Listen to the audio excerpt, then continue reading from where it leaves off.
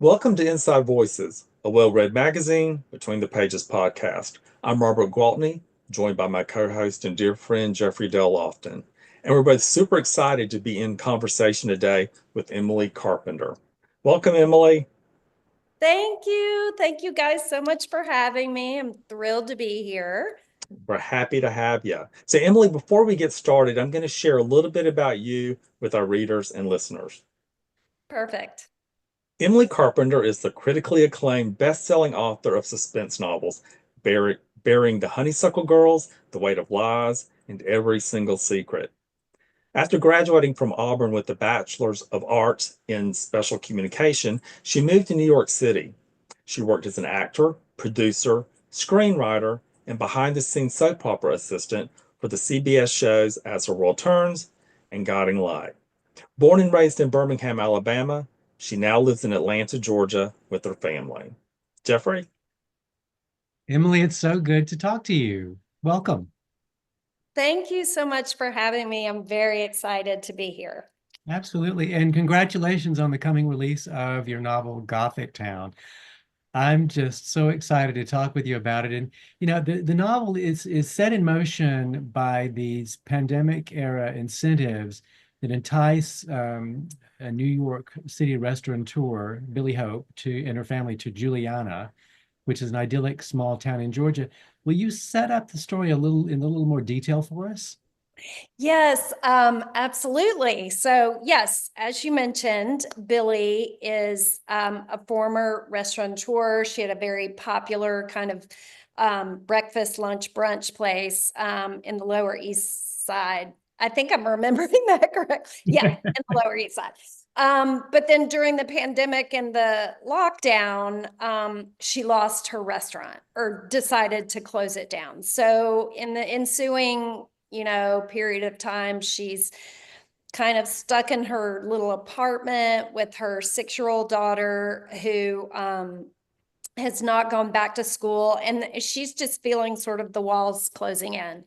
And so she opens up her email one day, and in her inbox is this invitation to join the Juliana Initiative, which is an economic initiative put out by this small town in Georgia to move down to their town, and you can buy this a beautiful Victorian mansion for $100. You can get, a substantial business grant to start your business, and, you can kind of live the kind of idyllic life, sort of slowed down Southern life. So she's jumps at the opportunity, and realizes that this is really something that she needs, is to just get another restaurant up and going and kind of like get back to the life and the person that she was. So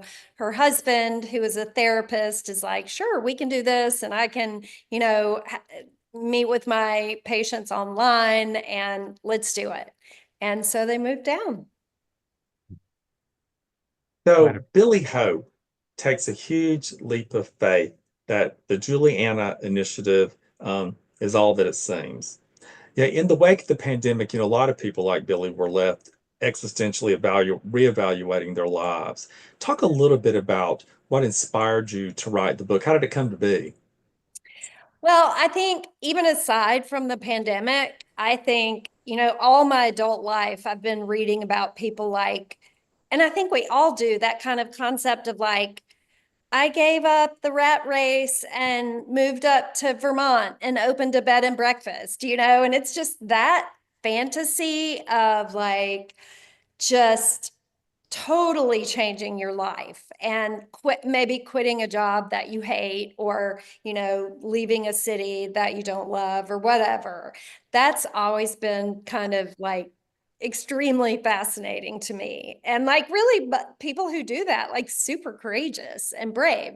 But then I think with the added sort of context of the pandemic, like I was, we were all reading these stories, um, even before the pandemic, of like cities offering economic incentives, and as more remote working was becoming a thing, you realized that you don't have to stay in the place where you are or where you were born. We're this much more mobile society. And then, of course, the pandemic, and that, like, people were buying houses and were like, I got to get out of here. And especially the people in New York, I thought about that so much. I mean, I had a house to be in, and my kid could do school online in a house, but I used to live in New York, and the thought of being in a tiny apartment with school-aged children trying to do their school, and that was unbelievable to me, what those people went through, and really in any large city. So all of those kind of disparate thoughts kind of helped me with the idea. And I actually had the idea for Gothic Town before the pandemic. Just that idea of someone wanting to move and out of a city and move to a smaller town for their kid, and for whatever reason, to have a better, more bucolic life. So I had already sort of formulated the idea, and then the pandemic would just, like, I was like, oh, this is this is really a story that, like, speaks to me, and hopefully will speak to a lot of other people. So Yeah. And the fantasy is the right word, because people in places aren't always what they seem to be. oh And my God, no. I mean, Right. that's the end of the fantasy, is like, I moved to Vermont to open this bed and breakfast, and it was utter hell. It's way harder to run a bed and breakfast than, anyone tells you, right? So Yeah. It's not like the Bob Newhart show. yeah, yeah, maybe it kind of is. I don't know. It's yeah. Or there was a Chevy Chase movie, like, back in the 80s, called Funny Farm. Or you Yes, remember yeah. that one, I where do. they had to, like, escape and sell their place because, yeah, those Well, references. this is a fantasy of a different stripe, because the town folk in Juliana, they kind of remind you a bit of the residents of the apartment building in Rosemary's Baby. Kind of eccentric and harmless at first, and then so will you share a little bit more about that, the thoughts on the descendants of Juliana's founding families, and how they found their way into your story? Yeah, and I love that Rosemary's Baby correlation, because one of my most favorite books and movies, obviously, like, totally iconic. And just that concept I really was working towards, which was, a whole town that's kind of in on it, whatever it is. I love that idea. But yeah, so there are these three founding families who started Juliana, and then other families who also have been there, for centuries as well. So there's just a real continuity, and there's tradition, and this is the way we do things, and we all know our history, and or maybe we don't know the history, but we just do the things we do without really questioning it. And that element, actually, too, along with the sort of quirkiness and harmlessness that the residents of the apartment building in Rosemary's Baby have, I also really wanted to pull in the very, like, sinister feeling of the townspeople in Shirley Jackson's The Lottery, and that whole aspect of we do this thing every year and we don't really know why, and it's, but we just do it because we do it. And that, I think that gets at, like, one of my core fears of being at the mercy of people who do things without thought, just because it's always been done that way. I think, like, just as an aside, I find in my writing that I'm working out my own core fears. So there's always like a wild animal attack or a snake or, some kind of like claustrophobic feeling. And this is one of those things is that idea of, seemingly harmless, sweet people who are literally just terrifying. Yeah. The novel, Emily, as the title suggests, is Gothic in nature. How do you define the Southern Gothic genre? And talk a little bit about your approach to being able to keep it fresh for the modern reader. Yeah, I think about that a lot. And it's funny, Kim Brock and I talk all the time about it's like our running conversation about like what is Gothic? What is Southern Gothic? What is the modern Gothic? And I think I my thoughts are ever evolving on this, which to me is really means it's a really cool subject because Gothic is always changing. But of course, you have like traditional Gothic, which is like very English in its setting, and old crumbling mansions and a woman in a white nightgown and spooky shadows and brooding sort of villain, Byronic heroes and, the hint or whisper of something supernatural. And then you transpose that into the South and it's just all of that, but Southern. And Kookier. and a lot kookier. Yeah, you're right. It's got a little kooky twist to it. And what's so interesting to me is that I read somewhere that like the original Gothic, the OG Gothic is about sort of the secrets of the past and the crumbling aristocracy. And so that's an issue that England has to deal with.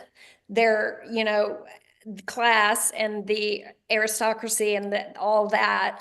Well, you transpose that onto the South, and we have our own issues that we have to deal with from the South, and the sin of slavery and Jim Crow and all of that stuff. And so, yeah, I think the correlations are closer than people think, but not it's not always evident to the eye that you're dealing with the same thing, just in a different setting and kookier, like you said. Kookier. And you do it beautifully. I had an opportunity to read an advanced copy of Gothic Town and I loved it. I think I read it in a day and a half.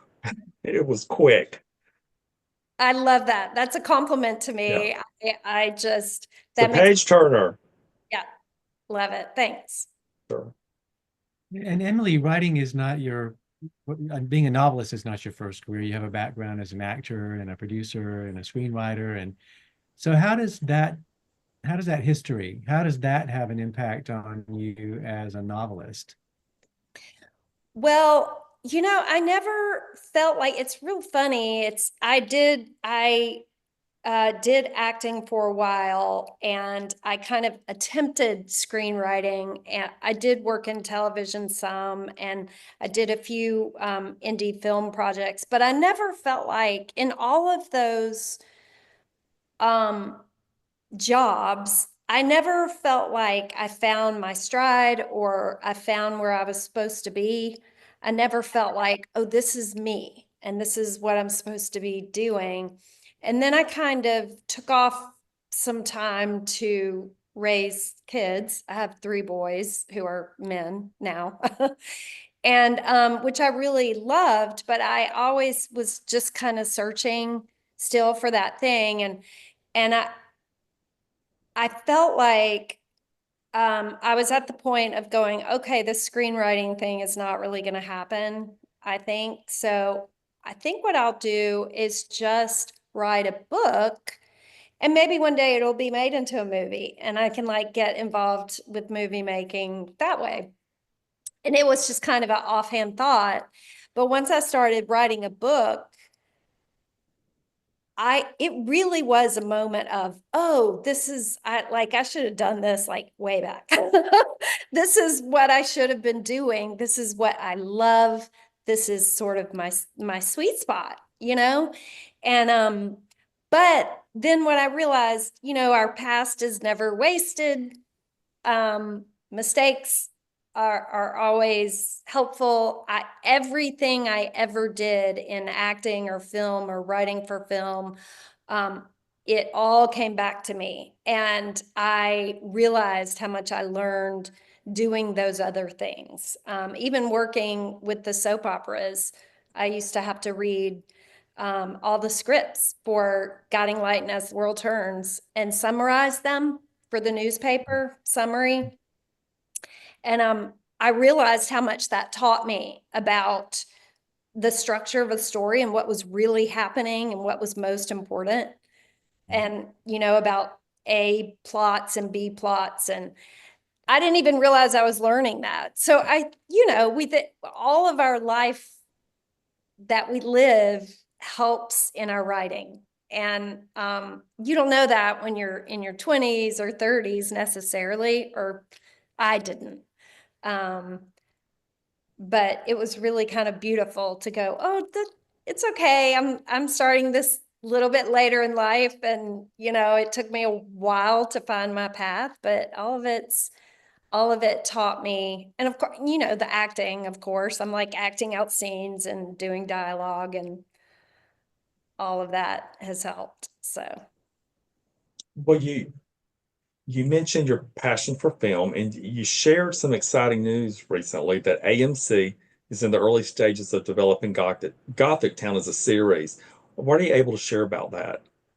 not a lot. I don't, because I really don't know much. I'm co-producer on the series, but they haven't really gotten very far. So there's just not much to share other than, we're doing it, the production company is Made with Love Media, and the showrunner is Abby Ajayi, who has done How to Get Away with Murder and Inventing Anna and Riches. I mean, she's massively accomplished and has won Emmys. And yeah, I'm totally in awe. So that's all I really know. Um, so I'm hoping that things start gearing up soon. But I Well, mean, that's what I've heard, is that TV is like very slow, and we all know like Hollywood is in a tough time right now too. So well, talk a little bit about like what being a producer entails. Like what actually would that mean? What would your responsibilities be? I don't know, Robert. Okay. No, Well, I didn't I mean, either. I know in theory, Anything. like I'll let you know when I Okay, thanks. figure it Well, out. we will talk more about that later once it begins, right? Okay, yeah. I do know that I have some creative input. And that for each episode of the show I have, so I think that'll be like, I'm not going to be handling any budgets. I'm not going to be hiring or Sure. firing people. So my part is going to be, creative input. Well, So. and that's a very lucky position to be in. I mean, I don't know a lot of other authors who've had this experience, but what I have come to learn is that once you sign those rights over, it's really not your baby any longer. So the fact that you can have some sort of creative imprint or hand in the project is really pretty remarkable. Yeah, and I really will come back. I would love to go through the process and learn it and come back and teach other authors like what to expect. Um, because it is kind of this vast new territory. So, I mean, we'll see. I may say, well, I really think we should do it this way. And they're like, bye, but they have to like listen to me. I don't know that they have to do what I say, but I truly feel what you just said is that like once you sell it to somebody, it becomes theirs and it becomes their vision. And it's no longer like the book is different than the TV show. We've all seen that with adaptations. So I don't, my dad was like, he's very religious and traditional. And he was like, well, what if they put in something that's, and I'm like, well, you haven't read the book. There's some things in it already. So Yeah. Yeah. I guess he's because he's concerned about them making it more provocative, perhaps, right? Yeah. I'm like, it's already pretty bad, Dad. Well, Emily, what if you were able to help cast it? And there's some interesting is not even the right word, characters in the book. For example, there's the dreamy Jamie Claiborne, who is a prominent member of one of Juliana's founding families and very handsome, temptation for Billy Hope. Do you have any ideas about who you want to play certain roles? Well, it's funny because the production company people, the producers, did ask me about Billy. They were like, well, who were you picturing when you wrote Billy? And the truth is, I wasn't picturing an actor. I just had Billy in my mind as Billy. She was kind of from the ground up created in my mind. However, the delectable Jamie Claiborne and I show my age here because I don't know, I'm less familiar with younger actors. But so Jamie's probably in his 40s, So I was like, a younger Jude Law. Like Mm. split the difference between Jude Law now and the holiday Jude Law. That's Jamie Claiborne. Yeah. That is Yeah. that's a well-aged gentleman. Yes, indeed. He's like, yes, I will say, um, so that's what I thought for him. And not only just the sheer good looks, but the charisma, just that ability to draw you in. And, it's kind of a scary thing. Like you can meet someone who is, physically attractive, but it's a whole different thing to meet someone who has that weird tractor beam ability to Mhm. like pull you Mhm. in. And so I wanted Jamie to be that way. And then I also kind of thought of, and this guy he doesn't look just like Jude Law, but he kind of has this blonde sort of Southern thing. His name is Clayne Crawford, and he's from Alabama. He used to be in a show called Rectify, which is Yes. Yeah. the That's all best. you have to say.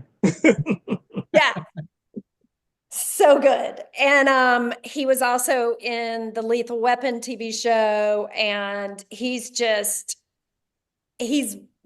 really good. And he's I don't know, there's something, yeah, he's good. He's got this kind of like raw sexiness, like I don't know. I like him. Maybe. Either of those would be perfect. Yeah. Yeah. So I think Emily, you'll be so this book will be making its way out into the world very soon in March. And this is going to be a little bit of a different experience for you. In the past, you've got quite a few. This isn't your first time at the rodeo. You've got quite a few books under your belt. But your promotion experience was a little different. Talk a little bit about what this upcoming experience is going to be for you.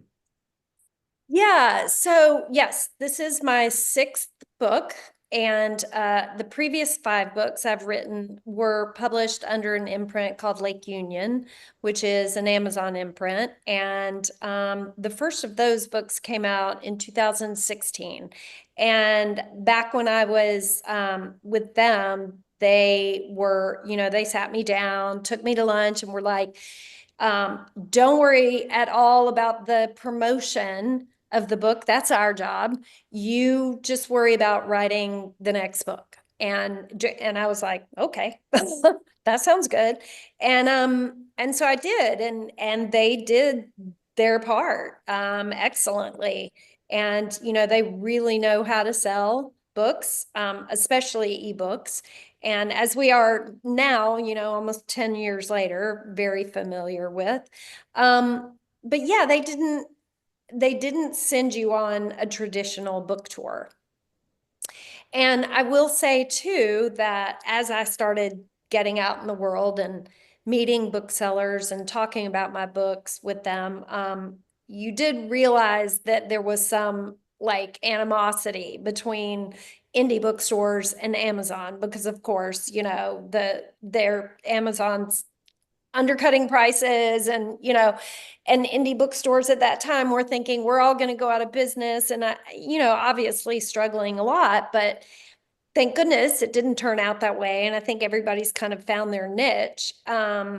And indie bookstores are really thriving and growing, and we're super happy about that. But a lot of bookstores did not want to carry my book and other fellow authors that published with Lake Union. And that was kind of a surprise to discover that. As time went on and I really started making friends with the booksellers in my community, they were very welcoming, and they held events for me and welcomed me with open arms and sold my book. So that was fantastic. But actually going on like a bookstore book tour, was not something I ever did. And I've got one planned, and it's kind of scary, a little daunting, but really exciting. And mostly, I'm really excited to meet readers, and I'm also really excited to meet the booksellers and just say hey and say like, thank you for selling my book and thank you for what you do, because I mean, oh my gosh, these are the people boots on the ground that are selling our books and keeping print books alive, and I just love them for doing that. So Me too. Me And too. That they make a world of difference. Emily, we are getting close to the end of our time together, but before we part ways, I'd like for you to talk a little bit about what's next for you in your writing life. well, I am editing right now. In fact, I was doing it today before I hopped on a call with you guys. My next book is called A Spell for Saints and Sinners. Mm, And it is about a young woman who is a psychic in Savannah. And she's inherited her grandmother's psychic business in Savannah, as well as her grandmother's townhouse, which is on one of the squares in Savannah. But she is not doing really well financially and can't really keep up with the house and the repairs and the taxes. And so she happens to have an appointment with the daughter of one of the wealthiest families in Savannah who's getting married. It's her bachelorette like party, and she actually does a really accurate reading for this young woman. And the young woman is so full of gratitude that she sort of draws this psychic into her life and her home and her family, and chaos ensues. I love it, and Yeah. I'm looking forward to that. yeah, Thank you. Thank you. And that comes out next, probably March. They haven't given me an exact date, but 2026. So yeah. Very good. Well, Emily, thank you so much for joining Jeffrey and me today.